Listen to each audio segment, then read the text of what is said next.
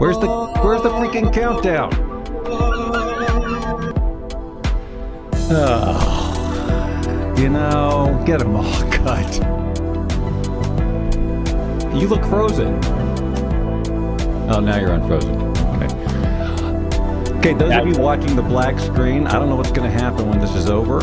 I ducked out there for a minute too, but I'm back. Now if we can move along. 30 seconds. I'm getting there. Give me a second. I'm behind.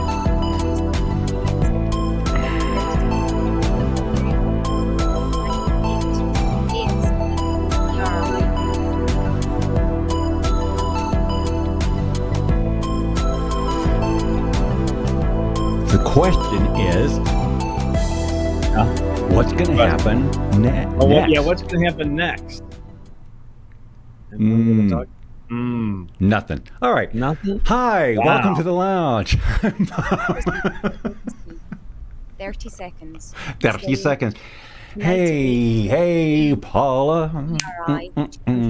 There it is. All right. Well, the lounge, you see, this is just getting, it's time, boys and girls, because I know all week you wait for an action-packed, technical difficulty-free show, and of course, we don't do it. Well, yeah. Bob has been flirting with this little this VMix is the name of this program, and this VMix broadcast era of ours has been dying on the vine now for a few months, starting with the famous the freeze. the freeze ups for some reason, we don't know why. There's no sun up in the sky, stormy weather. And he doesn't like musicals. So we're gonna trash this next. We're gonna have a different software next week somehow. Yeah, it won't let me do any of the stuff I want to do, like share screen. I can't, and I can't use my nifty background. Although I like my office, I think it's an office. It's an office. It's you. Really, it's personal. It's authentic. Unlike this, which is a lie. On a Saturday.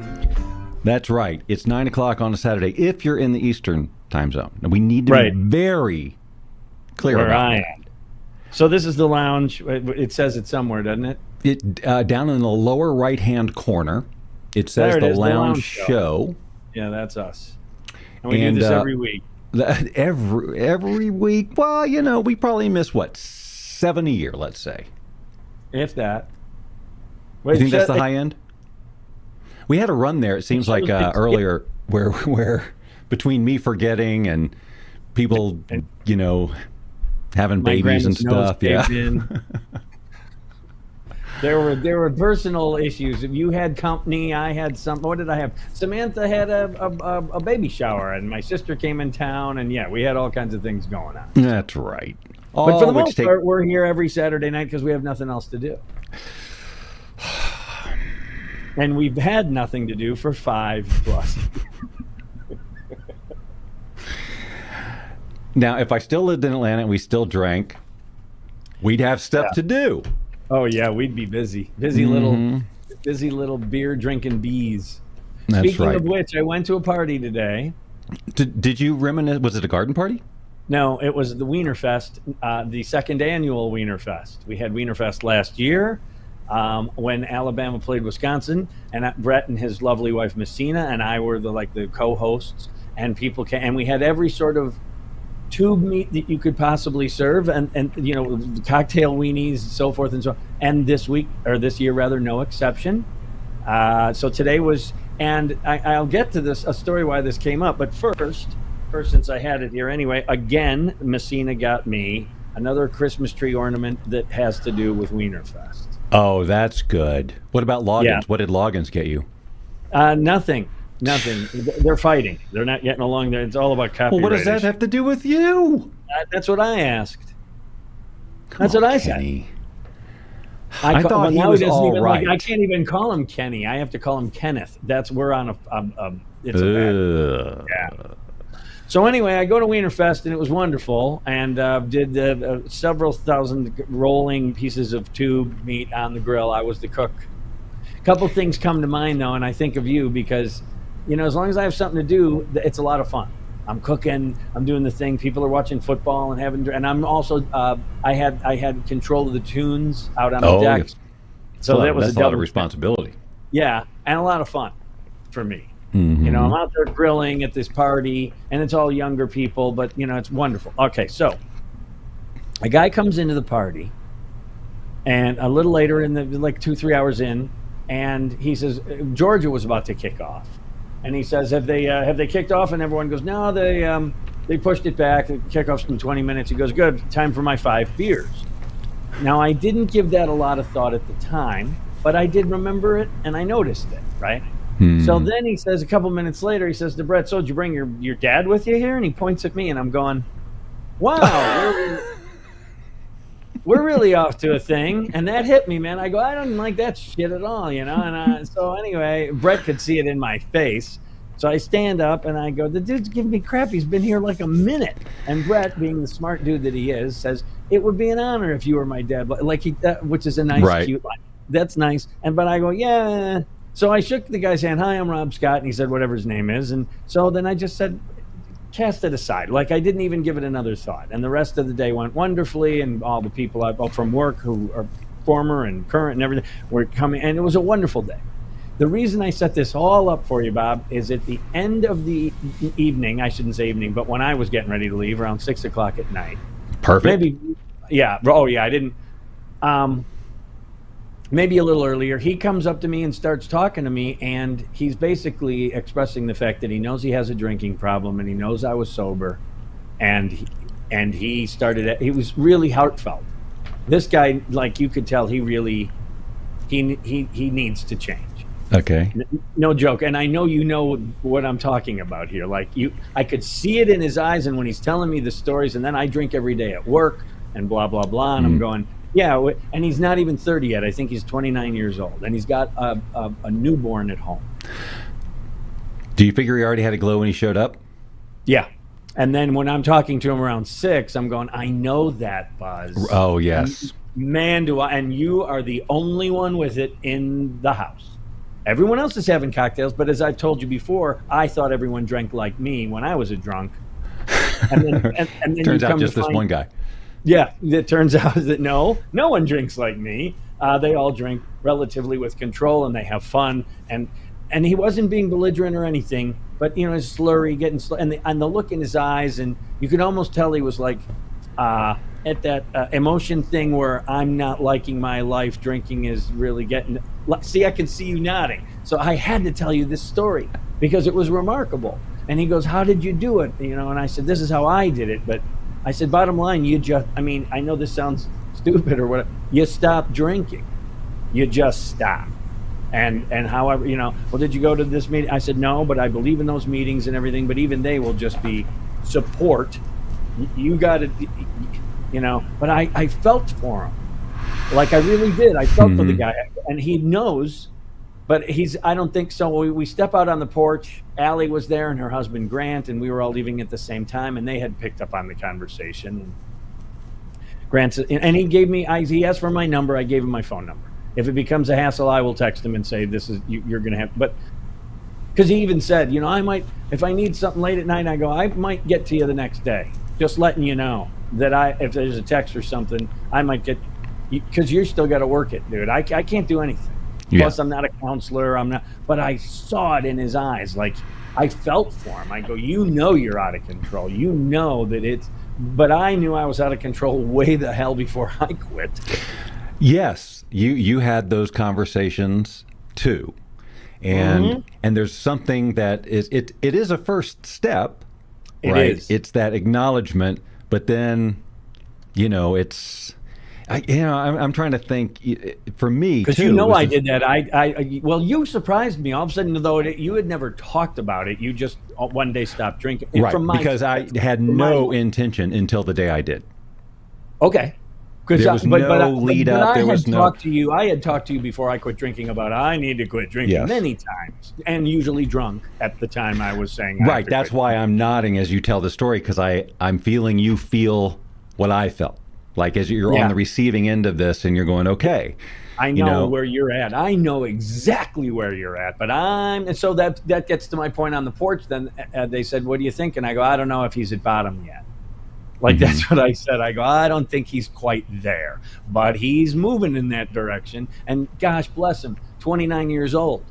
So he gets a hold of this now. That's just so many years of now. I said, by the way, too, you're going to shake some pounds.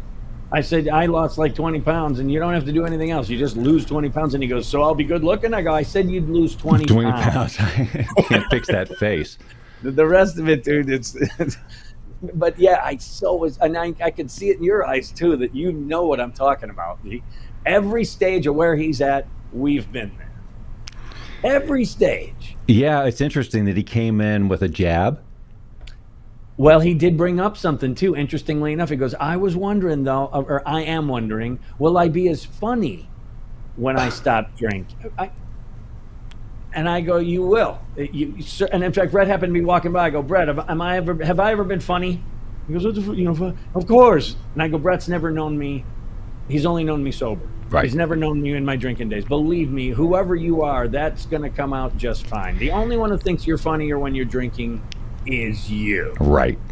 That's wise. Very wise. I mean, there is that period of like getting adjusted to, wow, I'm not doing this. There's that little bit of, but man, for me, it really wasn't that bad. I think it was because I was busy. Like I quit and then I had to go to Russia. And I had to go speak I on don't know stage. The timeline or anything. All I know is you quit, and I remember you mixing wine and beer, and it always fascinated me. You could mix wine and beer, or like whatever. I was just talking to Tracy for the 50th time, I guess, about the Long Island teas I would drink at the pool, in those gigantic glasses, and that's more than white. One. It's just like, I'm done with this one. Let's go in and fill another one. 4 shots, man. There's 4 whites in that, if I'm not mistaken. I think it's more than that. I think it's more than that. And then I just remember it being, huge. Well, it's a lot of booze. It is. In a glass. And it wasn't a glass. It was it was a tumbler. We have the classic story. It's like a Tom Collins glass. It's a big. It was a pool. It was that big plastic pool cup because we were taking it by the pool. That normally you'd put water or soda in, and instead we decided to do that. And we tell the story to each other 1,000 times about like what happened last night or whatever, and then you say, "Oh, I think we're watching a video." Or something, and we go, "Oh, we're making Long Island teas." That's why we remember nothing. We feel the way we feel. Like I thought we went to bed at 10:30. Yeah. No, right. We hadn't even got to booze by that time yet, And that's the other thing. It's like 5:30, and I'm going, I know where you're at, and no one else in this house is there. And he goes, well, now how about parties? Like when you go to a party and people are drinking and you're not drinking. I mean, they're logical questions. They're things that crossed my mind too. But I said, and I told him that my 3 stages of party life thing. Have I ever seriously? I don't know. Maybe. So there's 3. But for the folks at home who might be wrestling with this issue, let's go back in time and tell you about my 3 stages of a party. So the first stage 1, you arrive at the party. You are you dressed up in whatever nice. You dressed for the party, whatever it's costume, whatever. But you got your thing, and you look nice, and you get your first or second drink. You might have had one on the road there, or one while you were getting ready, and then you have a nice, and usually then a meal or something is served, and you'll be a couple drinks in or whatever, and that's stage 1. Now stage 3. 3 is lampshade on the head, vomiting out in the backyard, definitely an Uber kind of thing. Pulling branches? Pulling branches, without question. Frolicking. Mark brought up frolicking the other day when he frolicked with the underwear on his head. Things like that. That's stage 3. Now, stage 2, the reason I don't do it in order is because stage 2 is the stage where you decide whether or not you're going to go to stage 3. Yeah, and most of the time you will. Yes. But there are times you go, whoa, this is when I bow out, which I never did because I'm an alcoholic. I drank forever all the time. Yes. I told him. Oh, I'm sorry. No. That's what I told. I told him the 3 stages, and I said, so what you'll find you do is you'll leave at stage 2 because now there's the people you and them are separating. They are going in that direction, which you've been there a million times. You're not missing out on anything. And you will go home because then the conversations change. Everything changes. We're on our way to stage 3. Yes. That is when that's when I learned especially when we were hosting the parties, I'll be right back. And then I go to bed. Never come back. I'll be because right back. I knew this is going in all the wrong directions. I'm not going to be able to, I'm going to just cut my losses and go to bed. That was, I think, a lot more in Stone Mountain before we moved out to Duluth. Because we didn't have that many parties, actually. We did lots more. It feels like we did a lot more hosting of that type of thing when we were in Stone Mountain than we did in Sugarloaf. But I could be wrong. I think you're right. I think the second two homes, I was there a bunch, but you didn't throw big. You didn't throw as it was me and you, and then all bets are off. There's no more etiquette. No, I don't say I'll be right back. Right. Except one time at Favorwood, you went into the closet in my office downstairs for whatever reason. And then I've slept in the car there. Away from home, I would disappear. I would do that at your house, not in other people's houses. But no. And then one time with the car, and you had the dog with you. And so yes. But those were rare. My stories are more commonplace. I'm so happy I don't have to go through them anymore. Really. But I knew I had to tell you the story about this guy. Because I said, Bob will so get what I'm talking about. Yeah. Well, it'll be really interesting to see how that all. No, but he's not somebody you know before. No, met him today. Met him when he said you brought your dad with you. You know, that was and so I thought, fine, whatever. You know, it was a jab that I went, F you, dude. You know, whatever. But I just shook his hand and move on with the day. You move on. It's a friend of Brett's. It's not my house. Blah blah blah. And as it turns out. Then I'm going to have time for my 5 beers line. All of a sudden, now we're already making fun of the fact that we know we're going to probably down 5 right away, and I'm going to be that guy. I've always been that guy at the party. Then you diffuse it, right? You already put it out there. I'm going to have it's a day, and we're going. And I told him too. To your point, it's about routine and your brain more than the DTs. The DTs are over in 3 or 4 days, whatever for me. And physically. I was getting used to being sober. But my brain, especially, I told him this too, on weekends, you are so wired that it is Saturday and you drink on Saturday. Right. And if there's a food that you always drink with, that's a trigger. Yep. That's definitely the hardest part. I go, that was the thing that blew my mind. And then I do that first Friday, and I remember the Saturday, I went, well, crap. I did all of Friday. Like, why the hell do I got to do another one? That's where my head was at, man. And to your point, I had to keep kind of busy. I did projects around the house. I hung ceiling fans. I took a lot of walks just to keep I couldn't sit on the couch and just watch TV. No, you have to, you got to be busy because if you stew in it and you're in Triggerville, if you don't change your environment, it's just... Yes. And also, I'm still I'm crawling out of my own skin. I'm still going through this whole, got to move, got to do something. And then so I found that the twilight of my time there, that's what occurred. And I said, I got to scribble that down on the page that I always write something. And maybe I'll bring it up on the show. This I knew I was, and you actually brought up something that made me think of the story. So, yeah. So my other question is, do you think he actually meant it as a jab or he really didn't know? Oh, it could have been either. Like, I don't know what Brett looks like. I don't know how much different your age. Well, that's a good point. I mean, I guess we could. We're both shorter. Brett's more barrel-chested. He's probably 220 pounds, but not much taller than I am. Well, do you think you were in a markedly different demographic than most of the other guests at that time? Well, that's without question. Brett's mom was there, but ladies can look a little younger when they're older. Seriously, they're not as gray, and maybe he didn't see. So maybe he came in with a glow, and he saw this, right? Then it could have been a valid, like he might have been trying to make polite conversation, just with no judgment. I don't think so. Only because then it would be Dad or your father. What did he say? I think he said Pop. Yeah, your Pop. Well, maybe he says Pop. Okay, look, I don't mind that at all. I really, in fact, on the contrary, now it all kind of falls into place. Just being the witty guy, Plus, he's on his bowling team. He's not from work. He's like from a secondary group of people. Right. Well, that's it's probably an interesting little I say he'll never forget it. I don't know how. Well, that's a good point. I know where he's at, and I don't think he's totally ready yet. And who am I? I'm obviously have no training in this whatsoever. It doesn't matter. You walk the journey. That's all the training you need. Well, because you're not a counselor, so you're not going to give him that kind of level. All you can do is relate your experience, and that's where you'll stop. That's what I said. Right. And I said to him, this is what I did. I reiterated that a bunch of times. I go, look, this is what I did. This is how I felt. This is what I went through. Right. You can't say, this is how you do it. You can't do that. Right. No, I would never say that, because I would never say that. Just like when people say, do you mind when people are drinking around you? And I go, the only one I care about how they drink is me. Mm-hmm. I do not care how, and I really mean, I don't want anyone to get hurt or DUI or drive drunk, but I don't care.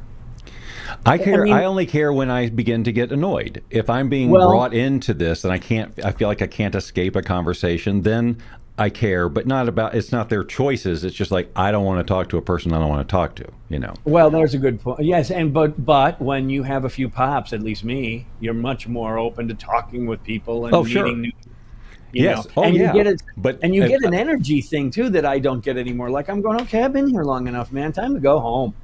Whereas if I was half drunk, where's the next beer? We're having a great time. Right. There's another game, right? There's a third game. Let's watch another game. And look at all this great. Oh, and by the way, the food was outstanding. Another great spread of food. I just keep going back to the table. There's hot dog. I might have made 30, 40, 50 hot dogs, maybe 25 brats. I don't remember this Wiener Fest, though. I don't remember this from Yeah, I remember year ago. talking to you about it. I'm sure you did. But because I showed you the first Christmas ornament that was just a hot dog. And that made my tree last year. And now, of course, this year, I like this one, too. Oops, sorry. That's good. I mean, that looks like a freaking pack of hot dogs. I like Doesn't it? And now, it's an ornament. Here's the question I had immediately when you said this. Did you make meat paste? Yeah, no. But and I'll tell you, yes, because it was asked for. It was requested by many of last year's guests, which is very flattering that they remember a year ago the meat paste. But Brett's mom was going to make chili.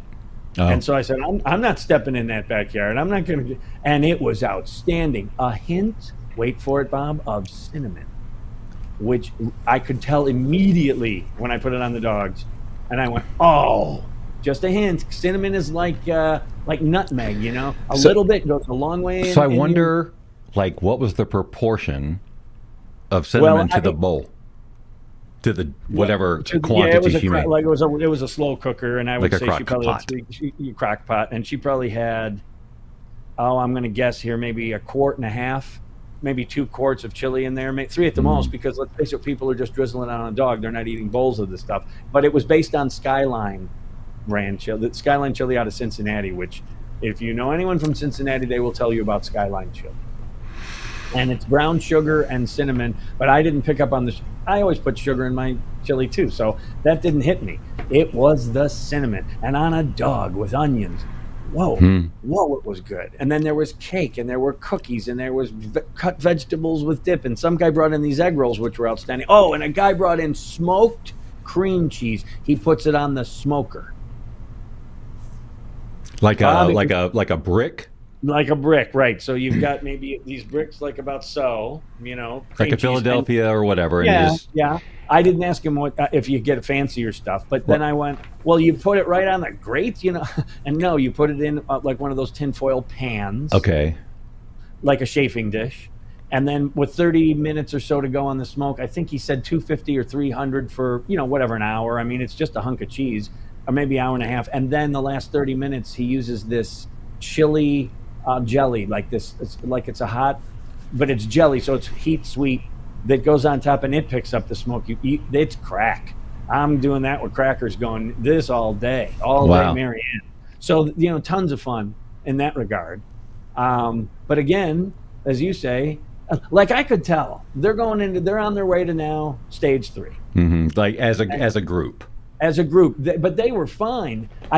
What I find interesting is I hear the conversation VUs going up, the DBs. Yes. Yes. They just start to Yes. rise. And no one knows it's happening, but if you're not with the crew, which I'm not, and they're younger and they're having a great time, they all know each other, and it's a great group of people, you know?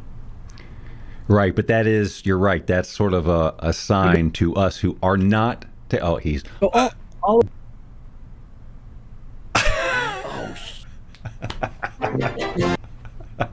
Oh no, and then he froze again. Oh, shit. Really? It didn't even play at that time? Did you hear it? You froze and then you froze again. I love it so much. I just can't believe I haven't recorded it. Well, I'm gonna fix this show this week somehow. So anyway, yeah, the DB thing I find interesting because I guarantee no one picks up on it except someone who's right. In fact, one of the guys from work came up to me with a beer, and he goes, "Here you go, Rob." And I've known Ray for a while, and I didn't have my glasses, and there were NA beers in the fridge, which I was having a few, and so I'm spinning it. I go, this is a regular beer? And he goes, "Yeah." And it was so nice of him. He didn't, and I go, "I don't drink," and he goes, "Ever?" And I go, "Yeah." I love that one. That's a whole other mindset. That's right. But that's a whole other type of person. Right, that I was just watching my drinking. So you just like every now and then, no, it's never, well, it's not never. It could be 20 tonight, but I'm not planning on it. You know, that's always but it was interesting to go through that. And I just wanted to share it with you. And I found it fun to watch your face because you knew exactly what I was describing. Absolutely. It felt extremely real. Yeah. Extremely real. It's that person it's just like you watch that person starting this journey, and it could last years, as we know. I didn't have the heart to tell him that part. I know you don't want to tell someone that. No, because they do feel at least a little something that they have acknowledged it to themselves and another person. There's something about that purge, even if it just in the moment it solidifies. And I know that you did various versions of that. I can almost guarantee. Like I remember talking to a guy by the name of Rich Sullivan, Sully, who I knew, but not great. Okay, he was radio, and I remember calling him one night, just drunk, saying I'm an alcoholic, and he had quit already. He was sober then for about 5 years, 6 years at that time, and he was a good drinker. He was a professional drinker. He was Boston Irish Catholic. He was a cliche, and Sully could drink. Born with a beer in his hand. Yes. In fact, I remember one time I was working the late shift and there was a copy and it was beer and I didn't know how to pronounce the name. And I happened to see Sully in the hallway. This is probably 8 o'clock at night. And I go, "Sully, come here, look at this copy." I said, "Do you know how to pronounce this beer?" And he goes, "Hold on." And he gets his phone out and he's on the liquor store's on speed dial, which I had never seen that in my life. He called a liquor store the day, "Hey, Sully, what's up?" You know, that kind of thing. Right. And they knew, and they gave me the pronunciation. So anyway, I called him and said, "I'm a drunk," and he was so cool. He just let that fly by because he's been there too. And that's what basically this dude was saying today. He was getting, and if I would have sat and talked with him for another hour, Bob, he would have probably really teared up, like he was in that almost emotional. I know I'm struggling with this. I know I've got to change. And he's, as you say, at least he's saying it out loud. And if he did, in fact, slam 5 beers in 30 minutes or whatever, Well, yeah, but when he said he drinks every day at work, then I was, okay, we know where we're at here. I said, so did I. And then he goes, I said, I had a bottle of vodka with me, and every day at 3:30, I started drinking. So I know, see, nothing you're going to say, been there. That's the divinity of it. Because he really found a like mind, like this is the exact journey. Yeah. The drinking at work thing and I remember car washes, remember? Right. Car wash. I'd pull off the vodka. No one can see me in here, but I got this under control. Don't worry about me. Look at the guy over there. I only drink in a car wash. Right. That's why my car is so stinking clean all the time. Oh, God. So I got a birthday card. I wanted to share this with you last week before the show's over, and by golly, we're at the I know. We did it again. We ate it up. But my sister sent me this one, and I forgot to bring it up. I don't know if you can see the picture. One moment. Okay, there we go. I see the picture, yes. It's an older guy there just sitting in, and then it says, "May you live to be so old that your driving terrifies people." I thought that was a really good card. I think I lived that old a while back. Well, I can remember, and Lord bless my father, when my dad crossed that threshold. I remember distinctly. My mom was, why don't we let Robert drive home? because we would go to dinner. They'd come through town. Why don't we let Ralph? Because he knows the roads, Ralph. He knows the roads. Yeah. And because on the way there, like Kim and I were kind of scared. Yeah, it's not. Yeah. And that day's coming for all of us, man. It's just like singing. When Kevin and Mark and I say, when we get to that stage when we're not, so one of us isn't singing, the other two have to tell them it's time to stop. Yeah. You're old. Yeah. I mean, I hardly ever drive. I'm not, and that's since COVID, because I just got out of the habit of it. And now with night vision and stuff, it's really like once it's dark, I just say, Tracy, you totally do it. But like we went out the other night and I drove us up the street. But I do get nervous on the roads and stuff, and I'm perfectly happy not to drive that much. No one's going to have to tell me, hey, why don't you let me? Because I've long since handed it over. Oh, I don't mind that at all. I don't mind riding in cars. I'll go all over the place with you. I'll road trip. I just don't want to be behind the wheel anymore. I've logged hundreds of thousands of miles. I've done my time. Yeah. I know also with the headlights now too, and I know I'm getting older, but these new headlights, it seems at nighttime that I'm going, are they shining right in my eye? That's right. Yeah, it does seem very intense, and in Vegas, when I first moved here, the Uber driver put the fear of, now I'm on high alert because he gets just talking about people, they come in from all over the place. They got all kinds of driving styles, and, it's just crazy, and you got to watch out for the Corvettes. And so I'm just like, white knuckles at night. Seriously, that was the directive. But anyway, yeah, no, I'm happy to just let her do it. Although, I joke with her all the time because she's a Chicago driver. Right. And every now and again, that will show up here. Not as bad as when we were in Chicago. That was when in Rome, right? I mean, you get the old habits hard to break. You get back, like you can't drive in Chicago not Chicago-ish. Otherwise, no, you can't. You'll die. Yeah, they'll swallow you whole. But the follow close, the way that people follow so close at 80 miles an hour, I cannot handle it. I have to close my eyes because it's just like you're trusting way too many people who probably don't deserve your trust. You got to let that go, right? Because that's the variable that is so extremely wrong on your judgment, but you just drive that way anyway, and you go left and right. There's the old joke, I'm not putting on my turn signal to change lanes, because if I do that, a guy will know I'm going to change the lanes, and then he'll jump into my space, and then he'll take the last parking space when we get to wherever we're going. That's an old Chicago joke. I'm really glad I don't have that mindset. I use my blinkers all the time. It was my first ticket. Really? Improper lane change was my first ticket at 16 years old. So click. I clicked to go out of the driveway. You know what I mean? And with those words, Rob Scott and Bob Doyle brought the Lounge Show to another inauspicious close. Join us next week, won't you? 6 p.m. Pacific, 9 p.m. Eastern, for another edition of The Lounge Show. You've been watching The Lounge Show with Rob Scott and Bob Doyle. Join us every Saturday at 6 p.m. Pacific, 9 p.m. Eastern, and tell your friends and family to do the same. Well done. After all, we'd do it for you if you had a show. Probably. Probably. Are you employed, Mr. Lebowski?